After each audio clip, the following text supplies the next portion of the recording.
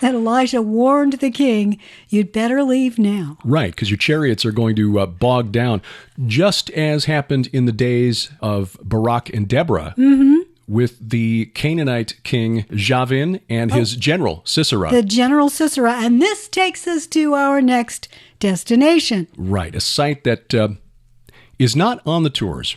We could tell because the sign was not in good condition. In fact, this may have been the only sign we saw in all of Israel that's not in Hebrew, Arabic, and English. It is only in Hebrew. Yeah, we had to go through a fence. It was kind of broken down. It's kind of an overgrown area. This was found by the late archaeologist Adam Zertal, who just passed away a few years ago.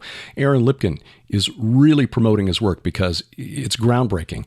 The site is called Tel Ahwat.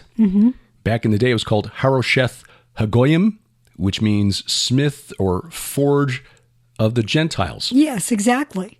And this was, according to Zertal, the probable location of Sisera's fortress, his headquarters, if you will.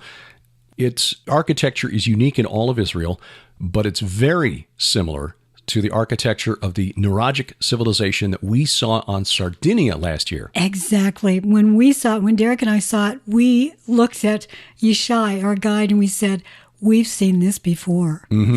Now, what Adam Zertal found, Professor Zertal found, all right, in addition to the unique architecture of this site, was the remains of a furnace for smelting iron. The reference in the Bible to the 900 chariots of iron.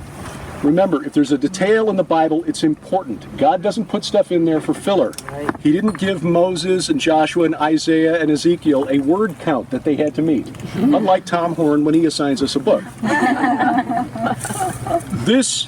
We'll edit that out, don't worry. No, we'll see if he actually watches.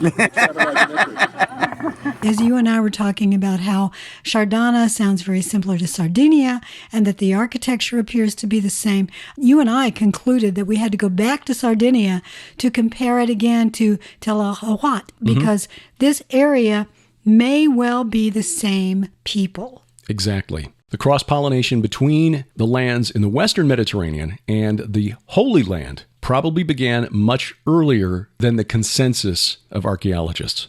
When we finished our tour of Tel Ahwat, we had to take a group photo, sort of a class picture, beneath the sign, because it was a bit challenging. So I want to commend everyone who went with us because not one person complained, ever. Yeah.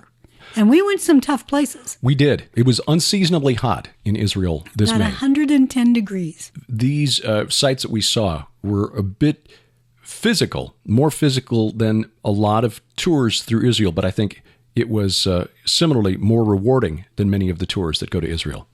See Israel with the Gilberts, March 19th through 30th of 2023 with an optional 3-day extension to Jordan. For more information, log on to gilberthouse.org/travel.